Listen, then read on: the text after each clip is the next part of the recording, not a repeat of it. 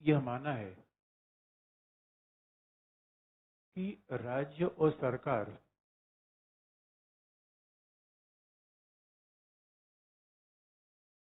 यह माना है कि राज्य सरकार पर उन लोगों का नियंत्रण भी संभव है। He said that state and government can be controlled by those people too.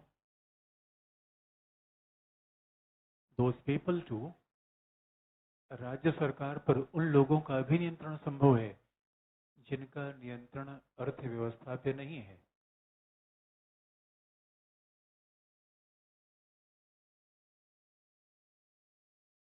State and government can be controlled by those people who don't have any control over the economy. Who don't have any control over the economy. जिनका अर्थव्यवस्था पर कोई नियंत्रण नहीं है। ऐसा Lewis Bonaparte में हुआ तो मार्क्स, और इसलिए मार्क्स ने कहा था लुच्चा सर्वहारा, लंपन प्रोलेटरिएट। उसने कहा था, फ्रांसिस घटना को बताया और मार्क्स ने कहा ऐसा भी संभव है कि कभी उन्हें कहा लुईस बोनापार्ट का इकोनॉमी पे कोई कंट्रोल नहीं था, फिर भी उसने राज्य पर नियंत्रण कर लिया। तो बताइए, अगर मार्क्स मानता कि केवल इकोनॉमी ही सब चीज को डिटरमाइन करती है, ऐसा विचार कैसे देता? इसे ये कहना कि ग्रामस्की ने कोई ऐसी बात कह दी मार्क्स ने एकदम नहीं कही थी, ये पूर्ण तौर पर जस्टिफाइड नहीं है। और आपको याद है कि यंग मार्क्स ने इकोनॉमी को माना था या विचारों को? लास्ट पॉइंट,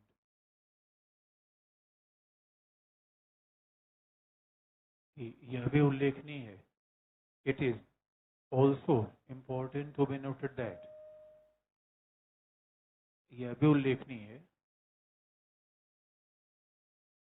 कि मार्क्स ने अपने युवावस्था में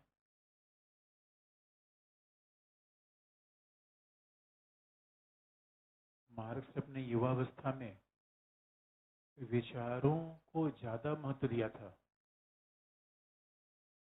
it is also important to be noted that ideas and consciousness is more important in young Marx. Marx ने युवावस्था में विचारों को, चेतना को ज्यादा महत्व दिया था। यानी in young age he was not materialist, he was not scientific. तो ग्रामस्की यही बात तो कह रहे हैं, ग्रामस्की वैज्ञानिक नहीं है, भौतिकवादी नहीं है। युवावस्था मार्क्स ऐसा था, वैज्ञानिक नहीं था, भौतिकवादी नहीं था। इसलिए थोड़ी थोड़ी सिमिलरिटी भी है। ये कहना कि ग्रामस्की और मार्क्स के विचार एकदम से अपोजिट है, ठीक नहीं है। हाँ, ये बात अवश्य है, ग्रामस्की ने एक नया टूल दिया पूंजीवाद के विनाश के लिए। टूल था वैचारिक। यद्यपि ये बात भी सही है, उस वैचारिक क्रांति से आज तक दुनिया में व्यवस्था कहीं बदली नहीं, लेकिन ग्रामस्की ने विकल्प जरूर दिया। क्योंकि अब देखिए, दुनिया में हर जगह पूंजीवाद खतरे में है। Now we are living in age where there is a crisis of capitalism. हर जगह पूंजीवाद में संकट मचा हुआ है। और आप देख रहे हैं महामंदी। लेकिन क्या महामंदी से फिर मार्क्सवाद आएगा, कुछ और आएगा? ये इसका उत्तर हम थियरी में देंगे, यहाँ पे नहीं। लेकिन मार्क्सवाद का वो रूप आना तो बहुत मुश्किल है जो रसिया में लाया गया था। वो रूप आना मुश्किल है। अगर मार्क्सवाद आएगा भी तो अलग तरीके से, वो कैसे, थियरी में आपको बता देंगे। ग्रामस्की केवल यहीं तक, ग्रामस्की का विचार समाप्त।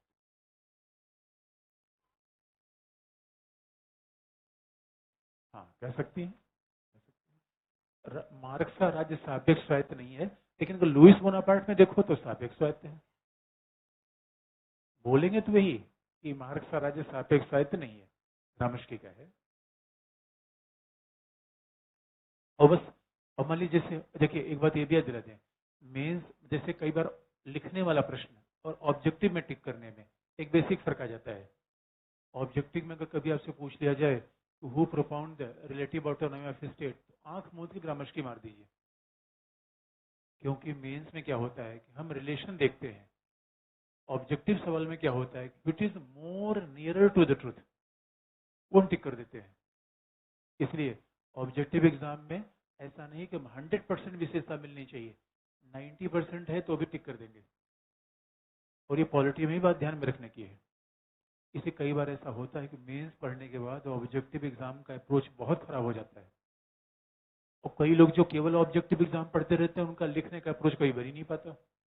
दोनों में कंबाइन करना है। मेंस का अप्रोच अलग है, ऑब्जेक्टिव एग्जाम का अप्रोच अलग होता है। वहां पे तो क्या है बस ये जानना है, क्यों है, कैसे है, नहीं क्या है। तो उस बात को हम पॉलिटी में आपको याद दिला देंगे। और ऑब्जेक्टिव एग्जाम में क्या होता है, 4 ऑप्शन है, चारों सच है, मोस्ट अप्रोप्रिएट को टिक करना है। तो फिर उसका स्किल थोड़ा सा अलग हमें करना पड़ता है। तो ऑब्जेक्टिव एग्जाम के लिए रिलेटिव ऑटोनॉमी का सिद्धांत कौन, ग्रामस्की। मेंस लिखें तो जरूर उसको कहें कि ये ऐसा क्यों है, कैसे क्यों है, तो इट इज मोर एनालिटिकल। और इसीलिए हमने कई लोगों के ऐसे आंसर देखे जो कि बहुत अच्छा लिखते हैं, लेकिन अब इधर के हमारे एग्जाम थोड़ा सा टिपिकल किस्म का है, मेंस में अलग अप्रोच चाहिए। और मैंने बहुत अच्छे अच्छे लोगों को देखा जो मेंस उतना अच्छा लिखते हैं, पीटी ही लुढ़क जा रहे हैं। इसका मतलब पीटी के लिए फिर अपने अप्रोच को थोड़ा चेंज करिए।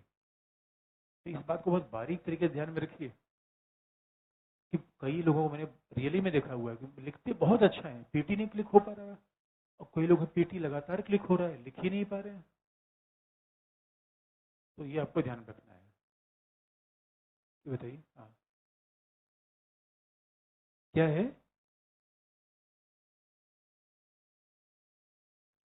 देखिए मार्क्स, हाँ ये तो सही है कि पूंजीवाद के दोनों खिलाफ हैं, पूंजीवाद के दोनों खिलाफ हैं। और ग्रामस्की से पूछा भी गया कि फांसीवाद कौन है, तो ग्रामस्की ने कहा पूंजीवाद का सगा भाई तो है फांसीवाद, जो फांसीवाद में आपको अलग से ही बता देंगे। फासिज्म में थ्योरी पढ़ना है। ग्रामस्की से पूछा कि मुसोलिनी कौन है, ग्रामस्की ने कहा ये पूंजीपतियों का दूसरा सगा भाई है। उनका नाना यार ये तो अपने आप को राष्ट्रवादी कहता है। मार्क्सवादी अरे यही पूंजीपति अपना रंग बदलते रहते हैं। ग्रामस्की ने कहा था कैपिटलिस्ट है, तो फासिस्ट फासिस्ट नहीं है, कैपिटलिस्ट है ये। नहीं नहीं, याद रखिए पूंजीवाद खत्म क्यों करना है, क्योंकि शोषणकारी है। कोई भी मार्क्सवादी पूंजीवाद को अच्छा कभी नहीं मानेगा, अंडरलाइन बात है ये, वेल एक्सेप्टेड फैक्ट है, उससे कभी कॉम्प्रोमाइज नहीं होगा। आधिपत्य का हिंदी नाम प्राधान्य भी है, हेजोमनी का हिंदी अनुवाद आधिपत्य भी है, प्राधान्य भी है, दोनों अनुवाद है। क्या करें ग्रामस्की ने, देखिए ग्रामस्की खास बात है, डेमोक्रेसी को उसने माना है, डेमोक्रेसी को माना है, लेकिन कोई इटली में था, डेमोक्रेसी को मानता था, लेकिन उसने क्या कहा, मार्क्स ने डेमोक्रेसी को माना है, मार्क्स ने डेमोक्रेसी को कहा नहीं मानता था, लेकिन उसने पूंजीवाद में लोकतंत्र संभव नहीं है। समस्या क्या है, द क्लास डिवाइडेड सोसाइटी में अधिकार और आजादी किसको मिलती है, तो article 21 is important but for P Chidambaram, जिनके पास कपिल सिब्बल जैसा लॉयर है, जिनके पास दो दो अभिषेक मनु सिंघवी, कपिल से 11 लॉयर की फौज खड़ी है उनके पीछे। आप कभी उच्चतम न्यायालय चले जाइए और एक लॉयर को हायर करेंगे, सलमान खान न्यायालय में गए, 40 लाख रुपए हर साल में लिया एक सिटिंग का, तो 40 लाख रुपए दोस्तों देंगे तो न्याय होगा या अन्याय होगा। अब ये क्लास डिवाइडेड सोसाइटी है। और फंडामेंटल आर्टिकल 21, आपको लगता है यार अनुच्छेद 21 मिल गया, क्या अनुच्छेद मिल गया, कुछ नहीं मिला। यही यही मार्क्सवादी कहते हैं कि पहले तो आप क्लास डिवाइडेड सोसाइटी तो हटाओ, विषमता हटाओ, उसके बाद आप लोकतंत्र की बात करो।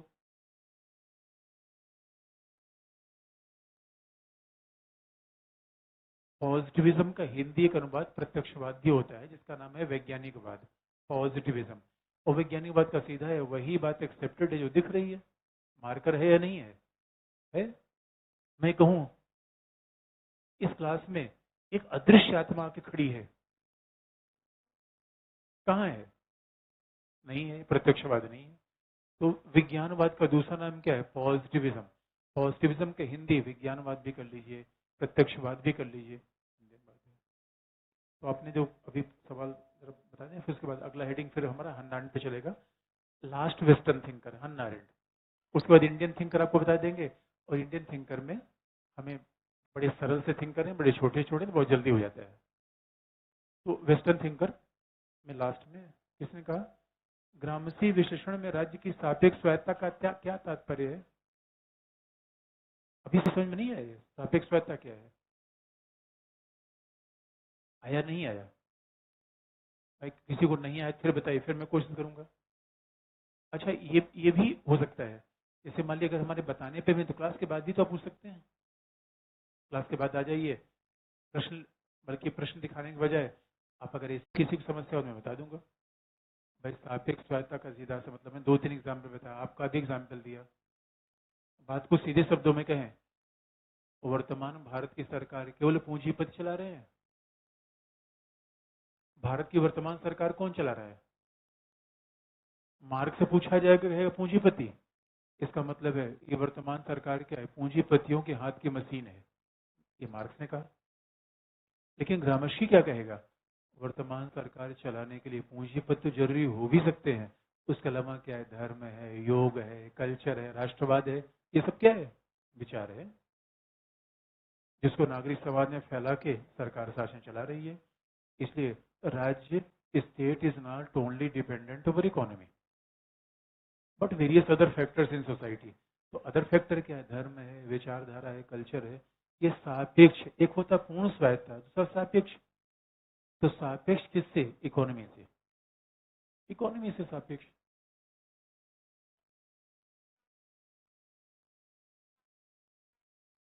हाँ बिल्कुल बिल्कुल लिख सकते हैं। किसी ने कहा मार्क्स की प्रासंगिकता क्या है? जब तक सूरज चांद रहेगा। अब दोस्तों ये पूछना चाहते हैं कि बिजली की प्रासंगिकता क्या है, फैन की प्रासंगिकता क्या है? याद रखिए, जब तक पूंजीवाद की विषमता रहेगी मार्क्स प्रासंगिक रहेगा, नंबर 1। और दूसरा, जब तक समाज में शोषण रहेगा मार्क्स प्रासंगिक रहेगा, नंबर 2। और तीसरा, जब तक जब तक समाज में क्लास का डिवीजन रहेगा तब तक मार्क्स प्रासंगिक रहेगा, नंबर 3। तो मार्क्स की प्रासंगिकता तो कभी खत्म नहीं हो सकती, क्योंकि मार्क्स शोषण खत्म करने की बात करता है, व्यवस्था के बदलाव की बात करता है, उसका विचार हमेशा प्रासंगिक रहेगा। लेकिन आप जानते हैं एक ही विचार एक मात्र परफेक्ट होता। याद रखिए, हम मार्क्स को पढ़ते हैं, हम मार्क्सवादी नहीं हो सकते। किसी मार्क्सवादी से पूछेंगे, वो कहेगा एकमात्र मार्क्स ही प्रासंगिक है। हमारा विचार ये होगा कि मार्क्स इज रेलिवेंट, लेकिन apart from Marx other thinkers are also equally important. Marx की प्रासंगिकता है, आंशिक है या एकमात्र है? आंशिक। इसलिए इतने थिंकर्स हमने पढ़े। ऐसा फिजिक्स केमिस्ट्री में नहीं होता। अच्छा, फिजिक्स केमिस्ट्री का आप कहेंगे is equal to M C square का 5 सिद्धांत। Is equal to M C भी हो सकता है, is equal to M C square भी हो सकता है, एम सी थ्राइस भी हो सकता है, और किसी किसी कंडीशन में एम सी नहीं हो सकता। यही मानविकी विषय और ह्यूमैनिटीज में बेसिक फर्क है। नजरिया बदला तो नजारे बदल जाएंगे। किस नजरिए से आप दुनिया को देखना चाहते हैं? प्लेटो, एरिस्टोटल, हॉब्स, लॉक, मिल, मार्क्स या ग्रामस्की? कौन सा नजरिया आपको अच्छा लगा अभी तक? क्या? अभी आपके ऊपर डिपेंड है। इसलिए मार्क्स प्रासंगिक है, लेकिन एकमात्र प्रासंगिक नहीं है। और जब जब पूंजीवाद की विसंगतियां होंगी तब तक हमें एक ही व्यक्ति याद आएगा, उसका नाम क्या है? मार्क्स। और मार्क्स की प्रासंगिकता आगे भी आप देख सकते हैं। मार्क्स, यंग मार्क्स ने जो आजादी की बात कही, जो मानव के परायपन की बात कही, उसका भी तो महत्व है, हमेशा महत्व रहेगा। तो दोनों उसके इंपॉर्टेंस है, ओल्ड भी यंग भी।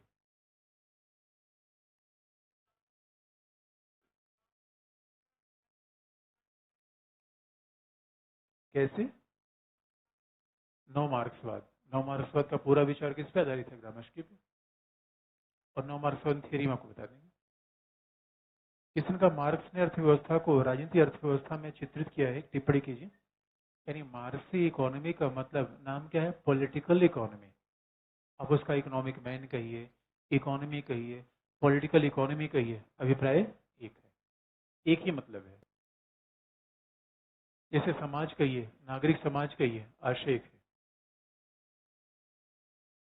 नागरिक समाज क्या है? कहा जाता है भारतीय समाज विकसित नागरिक समाज नहीं है, भारतीय समाज को भी अब छोड़ दीजिए, भारतीय समाज छोड़ दीजिए, हम आईजीपी पर आएंगे। और नागरिक समाज क्या है? जो राज्य नहीं है, जो लोगों का समूह है। तो छात्र के रूप में आप किसके पार्ट हैं? नागरिक समाज के। नागरिक समाज की ग्रामष्टी की बात अलग है, आधुनिक तरीका उसका अलग है। और हम पॉलिटिकल सिस्टम में इस बात को देखते हुए कॉन्स्टिट्यूशन वाले सेक्शन में देखेंगे।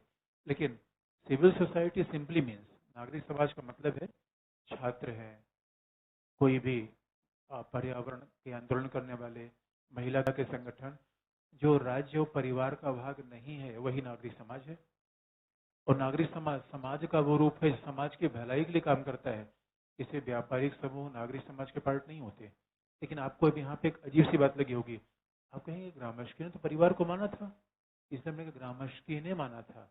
ये आधुनिक नागरिक समाज की परिभाषा नहीं है। ये हम आईजीपी में पढ़ते हैं नागरिक समाज के। और भारत कैसा है, पूरा पॉलिटिकल सिस्टम पढ़ेंगे। क्या ग्रामस्की ऊपरी संरचनाओं सिद्धांत का अधिवेत्ता है? मुझे लगता है ये प्रश्न आपने पहले ही पूछ लिए थे मेरे बताने से पहले। अब मुझे सुपर स्ट्रक्चर का अधिवेत्ता ये तो अभी मैंने खत्म किया है। जिसने पूछा था उसको उत्तर मिल गया या नहीं मिल गया? मिला या नहीं मिला? अब आप बोल ही नहीं रहे। मिला या नहीं मिला? तो मुझे लगता है पहले ही आप सवाल देते हैं कि किसी ने कहा कि अंतर उत्पादन की शक्तियां, उत्पादन का साधन, उत्पादन के संबंध। देखिए, उत्पादन के साधन का मतलब हमने समझ लिया, दो समाज के दो वर्ग के बीच का संबंध क्या है? उत्पादन का साधन, सॉरी उत्पादन के संबंध।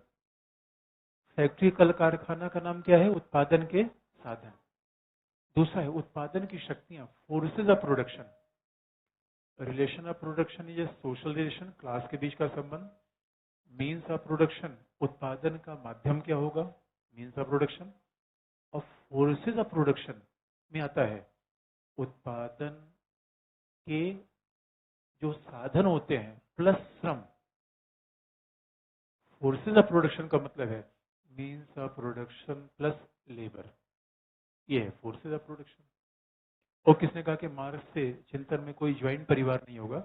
यानी परिवार होगा लेकिन सहयोग पर आधारित, प्रेम पर आधारित, आधिपत्य ताऊ वाला नहीं मामला होगा कि ताऊ ठांसेगा, ये करना है वो करना है, ऐसा परिवार नहीं होगा। स्थितियों का युद्ध क्या है? बुद्ध परंपरागत बुद्ध। इसका मतलब आपने ये मुझे बताने से पहले सवाल, ऑर्गेनिक इंटेलेक्चुअल्स, परंपरागत, ये तो स्पष्ट हो गया। तो पहले ही आप लोगों ने लगता है सवाल पूछ लिया है बहुत सारा। भौतिक विचार के बीच संबंध कैसा है? अब किसी ने पूछा भौतिक तत्व विचार के बीच संबंध कैसा है? भूख और पढ़ाई में संबंध कैसा है? जिसने भी सवाल पूछा है बताइए, भूख और पढ़ाई में संबंध कैसा है? चाय पीने का क्लास में आने कोई रिलेशन है या नहीं है? ब्रेकफास्ट लेकर आते हैं या बिना लिए आते हैं? बिना ब्रेकफास्ट के आते हैं तो दीप विचार चलता है या उसी पर बार बार याद जाता है, कचौड़ी पर? यही तो भौतिक तत्व विचार के संबंध है, भूखे भजन। इस याद रखिए, भौतिक तत्व विचार को प्रभावित करती हो, विचार भौतिक तत्व को। अगर आपके मन में बड़े पॉजिटिव थॉट है तो पूरे जीवन को प्रभावित करेंगे। पॉजिटिव थॉट है, कुछ देर तक आप भूख को भी रोक लेंगे कि ना मुझे टास्क करना है, मुझे काम करना है। कई बार शरीर की थकान वैचारिक ज्यादा होती है, शारीरिक नहीं होती। मन के हारे हार है। इस याद रखो, उत्साह हमेशा ऊंचा होना चाहिए। जीवन जीने के लिए हवा की आवश्यकता नहीं होती, पानी की आवश्यकता नहीं, खाने की आवश्यकता नहीं, आशा, आशा, होप, समझने की आवश्यकता, ताली बजाने की नहीं। Hope can change the life. आशा एक अच्छे जीवन की, एक अच्छा काम करने की, ये विचार है जो हमारी भौतिक परिस्थितियों में विजय पा लेता है। तो कई लोगों की आर्थिक स्थिति बहुत खराब होगी, दिल्ली में सस्टेन नहीं कर पा रहे होंगे, फिर भी विचार आपको खींच के लाया है यहाँ तक, कुछ अच्छा काम करना है। विचार भी भौतिक परिस्थितियों को प्रभावित करता है। और भूख के बिना, दोस्तों जब भूख लग जाएगी कितनी देर तक विचार समझाएंगे? मामला नहीं बनेगा। तो दोनों का इंटर रिलेशन है। अब मार्क्स के हिसाब से कुछ किसी ने कहा, मैकियावेली ने कहा ये प्राथमिक है, ग्रामस्की ने कहा ये, मार्क्स ने कहा ये, अलग अलग विचारों की अलग अलग बातें हैं। पाश्चात्य विचारकों के बाद एक टेस्ट का आयोजन करवा दीजिए तो टेस्ट हो जाएगा। लेकिन अभी आप देखिए, अभी मेंस वालों का टेस्ट सितंबर तक खत्म हो जाएगा।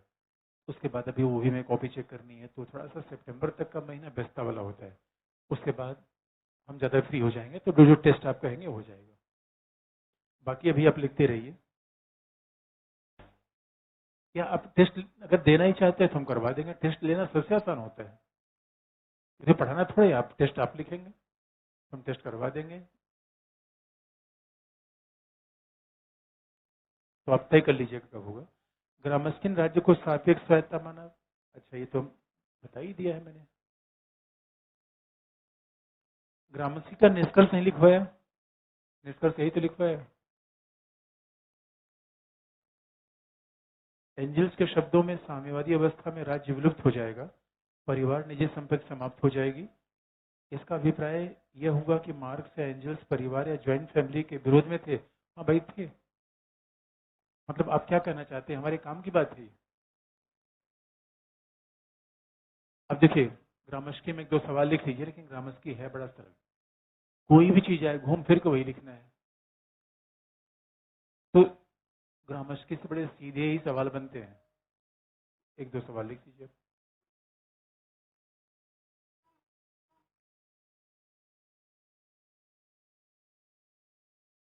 अच्छा, और भी सवाल लिखिए। किसी ने कहा, do we need to prepare criticism of Gramsci. आलोचना ग्रामस्की की हमने एक ही बताई कि जो कई बार लोग कहते हैं कि जो ग्रामस्की ने दिया वो व्यवहारिक रूप में बड़ा कठिन था, लेकिन आलोचना सामान्यता है। एक बार आप देखे होंगे, जितने थिंकर से पूछा जाता है वो केवल शॉर्ट नोट्स होता है, क्रिटिकल एग्जाम में नहीं होता, बहुत कम होता है। या कंपेयर करके दिया जाए, भले पूछ लिया जाए। एक दो प्रश्न आप लिख लीजिए।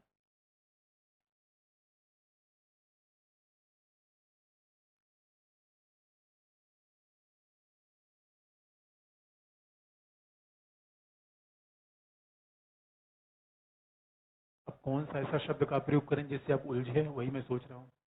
सारा तो मैंने बता ही दिया है। लिख लीजिए प्रश्न। ग्रामस्की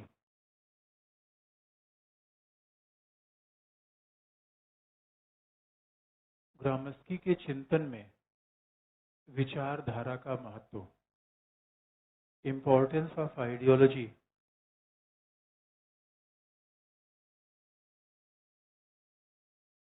इन ग्रामस्कियन थॉट।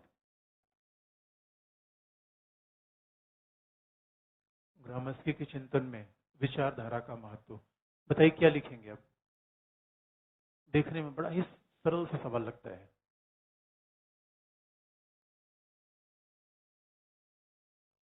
हमें 4 पॉइंट्स आप बता दीजिए।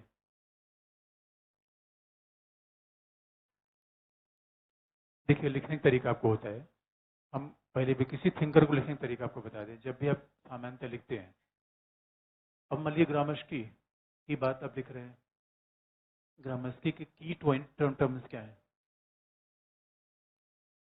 सिविल सोसाइटी, इंटेलेक्चुअल, हेजोमनी, या war of manoeuvre and war of position. तो पहले हम ये ध्यान में रखते हैं कि उसके की टर्म्स क्या है, और इस मामले में थिंकर का उत्तर लिखना काफी सरल होता है। और जब आप ग्रामस्की को लिख रहे हैं, अब मान लीजिए विचारधारा का महत्व, अब आप इसे जोड़ दीजिए। अब आपको सवाल आ गया कि point out the importance of ideology. विचारधारा का महत्व, विचारधारा कहाँ फैलाई जाएगी? यहाँ फैलाई जाएगी। किसके द्वारा? किसके द्वारा? कैसे? हो गया कि नहीं? यही लिखने का तरीका होता है। अब गड़बड़ी क्या होती है, अगर आप सोचेंगे कि विचारधारा विचारधारा को ही हम केवल विस्तारित करें, ग्रामस्की के चिंतन, फिर नहीं लिखा जा पाएगा। बस एक एक बात थोड़ा सा ध्यान रखने की है, अगर मान लीजिए कोई स्टेटमेंट दे दिया गया 2-3 लाइन का, हो सकता है उसमें ये तरीका काम ना करे, लेकिन फिर भी किसी थिंकर को आप लिख रहे हैं तो शब्दावली सारी वो आनी चाहिए, भले सेकेंडरी पोजीशन पे है। हो सकता है कोई एक चीज प्राइमरी पूछी गई है। अब ग्रामस्की के जितने भी आप उठा के देखिए पिछले साल के पेपर में, एक से पूछिए, अब यहाँ से बुद्धिजीवी पूछिए, वो पूछे बुद्धिजीवी, फिर क्या लिखना है, बुद्धिजीवी कहाँ था, कहाँ, कितने प्रकार का, क्या करेगा, यानी घूम फिर के उसी मुद्दों पर आना। तो लिखने का ही तरीका होता है। बस अब गड़बड़ी क्या होती है, अब विचारधारा को बस सामान्य शब्दावली का प्रयोग हम मत करिए। कई बार हम बताने बहुत ही सामान्य हो जाते हैं, बहुत सिंपल हो जाते हैं, वो समझाने के लिए केवल। लेखन की लैंग्वेज हो, बोली और भाषा में तो फर्क होता है, बोली अलग होती है, भाषा अलग होता है, तो थिंकर के टर्म्स में लिखना होता है। ये एक बड़ी सिंपल ट्रिक मैंने आपको बता दिया। कभी भी किसी थिंकर को लिख रहे हैं तो उसके बेसिक टर्म्स आपके उत्तर में आ जाए। अब कोई प्रश्न आपको जाए, मैं बता दूंगा मुश्किल में, आपको कोई प्रश्न पूछिए, प्रीवियस सर के सारे सवाल को आप देखिए। हाँ, कई बार ये पूछा गया है कि अब जैसे प्रश्न है क्या ग्रामस्की, अब ये बात ध्यान में रखना है कैसे इसमें पॉइंट्स हो गया, अब इसको अच्छा कैसे बनाएंगे, मार्क्स से कंपेयर कर दिया पहला, ग्रामस्की ने किससे विचार लिया, मैकियावेली का नाम, उत्तर में जितने थिंकर्स के नाम आएंगे, अगर बुक के भी नाम आपके प्रश्न के इंपॉर्टेंस को बढ़ाते जाते हैं। अब आप मार्क्स लिख रहे हैं तो हीगल का नाम लिखिए ही लिखिए, कोशिश करिए कैसे खींच के लाए उसको। मार्क्स लिख रहे हैं, फायरबाग क्यों नहीं लिख रहे हैं, अरे फायरबाग के बारे में मार्क्स ने गाली अगर एक आध दो दे दिया तो लिख दीजिए लाइन में, क्या गड़बड़ हो रहा है उसमें। मार्क्स लिख दीजिए, फायरबाग लिख दीजिए, हीगल लिख दीजिए, जितने ज्यादा नाम दिखेंगे उतना आपके वजन, उत्तर का वजन बढ़ेगा। नहीं फिर वो एग्जामिनर को लगे यार कोई रेफरेंस नहीं है, सामान्य बातें, यही 2-3 फैक्टर्स ध्यान में रखना है। जैसे अब मार्क्स को लिख रहे हैं क्रांति की बात, बल्कि कम्युनिस्ट मैनिफेस्टो, इकोनॉमी की बात दास कैपिटल, तो इतनी सामान्य बात का प्रयोग करने में कौन सा हमें पढ़ना है, यूज तो करना है। अब अगर प्रश्न आ जाए क्या मार्क्स सुपर स्ट्रक्चर की बात करता है, ये सारी चीज कहाँ है, इकोनॉमी में है, सुपर स्ट्रक्चर में है, फिर वही बात लिख देंगे। भाई सारा कॉन्सेप्ट कहाँ है, एक भी इसमें बेस की बात नहीं है। सिविल सोसाइटी कहाँ है, सुपर स्ट्रक्चर में, इंटेलेक्चुअल कहाँ है, सुपर स्ट्रक्चर में, हेजेमनी सुपर स्ट्रक्चर में, ओवारा पोजिशन बेस की तो बात ही नहीं की ग्रामर के, फिर वही बात लिख देंगे। इसी जितने प्रश्न आप देखेंगे कुल घूम फिर के उत्तर वही आते हैं, हो जाएगा। आप प्रीवियस सर सारे सवाल आप देख लीजिएगा, और हमने आपको बता भी दिया कि वेबसाइट पे आप जाएंगे, सारे प्रीवियस सर के टेस्ट सीरीज के सारे पेपर उसमें है पड़े हुए हैं, उसको देख के आप डाउनलोड कर लीजिए और प्रश्न लिख के दिखा दीजिए। आगे बढ़े, हन्ना आरेंट अगला विचारक।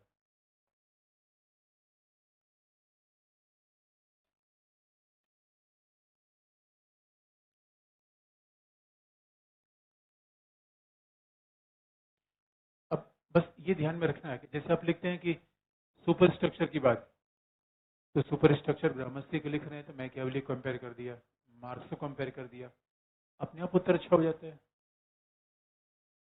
अच्छा दूसरी बात, अगर मान लीजिए हमने पूछ लिया ग्रामस्की की शक्ति का विचार क्या है, क्या लिखेंगे, आइडियोलॉजिकल पावर, फिर वही बात आएगी। हमने बदल दिया भाई ग्रामस्की की शक्ति का विचार तो क्या है, आइडियोलॉजिकल पावर, तो शक्ति कहाँ होती है, बंदूक में, कारखाने में या मीडिया में।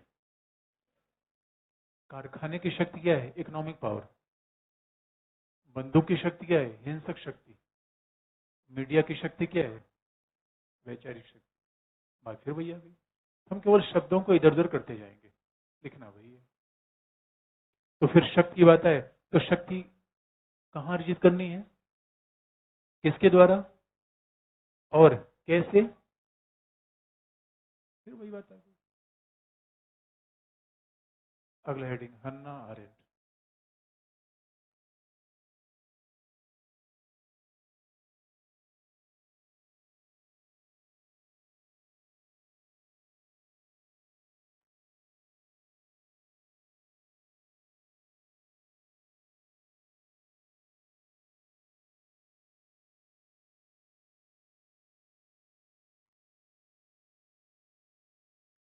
हन्ना अरेंड 20वीं शताब्दी के विचारक हैं. She was born in 1906 and died in 75.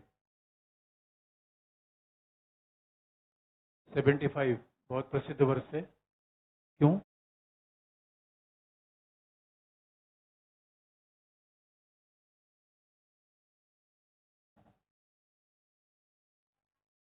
क्योंकि 16 मूवी रिलीज हुई थी 75 में. भाई हमेशा पढ़ाई की बात ही जरूर रखे, याद रखना जरूरी थोड़ी है. तो दैट में भी अच्छा हो सकता है कि आप किसी बड़े भाई का या किसी और का भी बर्थडे भी ऐसा हो, उससे भी इसे कहते हैं एसोसिएट लर्निंग.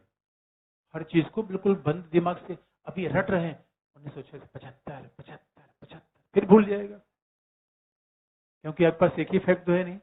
इसे एसोसिएट लर्निंग करते हैं. कोई फैक्ट हो तो कोशिश करिए आपके चिर परिचित चीज कैसे एसोसिएट किया जा सकता है, तो भूलेगा नहीं हो. नहीं तो ऐसे पेन लाल करते रहेंगे. एक ही फैक्ट है, आपके पास हजार फैक्ट है, हजार फैक्ट है. एसोसिएट लर्निंग इसे कहते हैं. हन्ना अरेंड. अच्छा अभी तक जो हमने पढ़ा था उसका सारांश बता दें, फिर उनका महत्व समझ आएगा कि हम इनका महत्व क्यों पढ़ रहे हैं. Only lady philosopher in our syllabus. केवल एक मात्र महिला विचारक है, लेकिन इसलिए हम नहीं पढ़ रहे को महिला है, इसलिए हम नहीं पढ़ रहे हैं. क्यों? हम पढ़ क्यों रहे हैं जरा आपको बता दें. अभी तक हमने 3 कैटेगरी के विचारों को पढ़ा. यूनानी, ग्रीक, ग्रीक एज के मॉरल फिलोसफर्स. और वो कौन से लोग हैं? प्लेटो और एरिस्टोटल. दूसरा modern thinkers.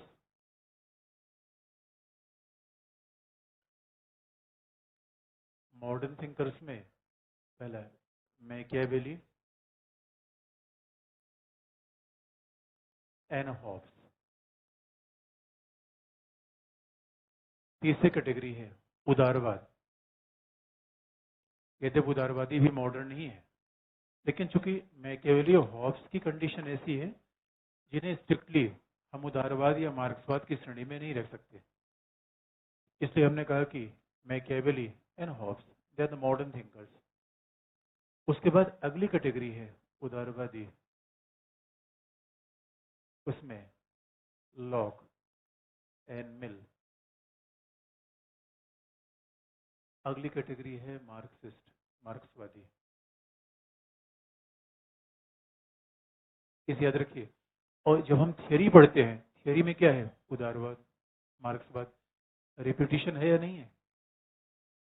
Theory thinker is totally repetition.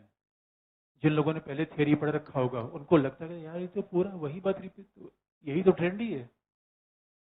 इसे उदारवाद और मार्क्सवाद. इसे ध्यान से याद रखिए. लॉक और मिल को पढ़ते समय उदारवाद की बेसिक विशेषताओं को भी ध्यान में रखेंगे, कहीं समस्या आपको नहीं आएगी. इसमें कौन है? Marx and Gramsci. Marx and Gramsci, Plato, Aristotle, Machiavelli, Hobbes. तो ये श्रेणी में है. आधुनिक विचारधारा में 2 बड़ी श्रेणियां हैं, उदारवादी, मार्क्सवादी. Liberal Marxist. वैसे अब तो बहुत सारी और भी श्रेणी आ गई है जो हमारे सिलेबस में है तो नहीं, लेकिन लोग कहते हैं नारीवाद, फेमिनिज्म, पर्यावरणवाद. बहुत सारी और भी विचारधाराएं आ गई हैं. लेकिन हम पश्चिमी चिंतन को आधुनिक युग में ज्यादातर पे कैटेगराइज किसको करते हैं? उदारवादी, मार्क्सवादी या नारीवादी. सवाल है हन्ना आरेंट कौन सी वादी है? अच्छा वाद कोई अच्छी चीज होती है, बुरी चीज होती है? वाद अच्छा होता है, बुरा होता है? इज्म. एक बात याद रखिए, कई बार वाद की प्रॉब्लम ये होती है. आपने कभी टीवी डिबेट को देखिए, अगर कोई मार्क्सवादी है तो हर बात पे एक ही रट लगाए रहेगा, पूंजीवाद पूंजीवाद पूंजीवाद. अरे और भी देख ले, पूंजीवाद पूंजीवाद. समाज की समस्या के ही कारण होता है क्या? इसे नजरिया खुला होना चाहिए, बंद होना चाहिए. विचारधारा. इसे रेमंड एरो ने एक बुक लिखी थी, इंटेलेक्चुअल ओपियम ऑफ इंटेलेक्चुअल. विचारधारा बुद्धिजीवियों की अफीम है। और याद रखिए, अफीम एक नशीला पदार्थ होता है। नशीले पदार्थ के सेवन की खास विशेषता है, जिसको जिसको आपको अच्छा लगेगा उसकी बड़ी प्रशंसा करेंगे, और जो बुरा लग गया उसको केवल गाली देंगे। इसे एक व्यक्ति थे, तो कई बार मैंने देखा कि अब कई बार मैंने देखा कि वो किसी को गाली देना शुरू कर देते थे। मैंने कहा यार, और शराब बहुत पीते थे। मैंने कहा ये बताओ, ये तुम शराब पीने के बाद ही गाली क्यों देते हो? कहा गाली तो मैं इसको पहले भी देना चाहता हूँ, निकलता नहीं हो, और जब मैं शराब पी लेता हूँ फ्री हो जाता हूँ। मैंने कहा अच्छा। उसने कहा कि ना ना, जब देखो शराब की विशेषता होती है, अगर जिसको आप चाहते हो शराब पीने के बाद और उसको चाहोगे, इसका क्या मतलब समझा? उसने कहा जिसको आप गाली देना चाहते हो उसको और गाली दोगे। ये विचारधारा की समस्या है। यानी याद रखिए, विचारधारा क्या है? हम वो दुनिया नहीं देखते जो है, वो दुनिया देखते हैं जो देखना, क्योंकि ये सही नहीं है। दुनिया हमें ऐसा देखना चाहिए जो हम है। मार्क्स ने कहा दुनिया ऐसे, मार्क्स ने वो समाज इतिहास देखा जो था, या वो समाज इतिहास देखा जो देखना चाहता था। Therefore, ideology somehow even orient the perception of the people. We don't want to see the world which really exists. We want to see which really we want to see. हम जो देखना चाहते हैं वही देखते हैं। इस याद रखिए, विचारधारा हमारे दृष्टिकोण को सकरा बनाती है। और मार्क्सवादी कहेगा कि मार्क्सिज्म इज परफेक्ट, उदारवादी क्या कहेगा? Liberalism is perfect. ये समस्या है। तो सवाल ये है, हमें विचारधारा विशेष रखने की आवश्यकता नहीं है, बल्कि हर विचारधारा की विशेषताओं को, खामियों को जानना है। और खास बात है, हन्ना आरेंट किसी विचारधारा में बधी हुई नहीं थी। ये उनकी खास बात है। अभी तक जितने हमने थिंकर्स देखे, they are bounded in some ideological groups, but Hannah Arendt is exception of that. तो हन्ना आरेंट विचारधारा में बधी नहीं थी, तो उसका चिंतन का मूल केंद्र क्या था? तो पहले बता दें कहाँ पैदा हुई थी, क्या समस्या थी। पहला जरा देखिए हन्ना आरेंट का बैकग्राउंड क्या था। लेकिन कल, आज कल एक बार पूरा सिलेबस आप रिवाइज करके आइए, तो कल एक बार हम पूरा रिवाइज भी करवा देंगे आपको।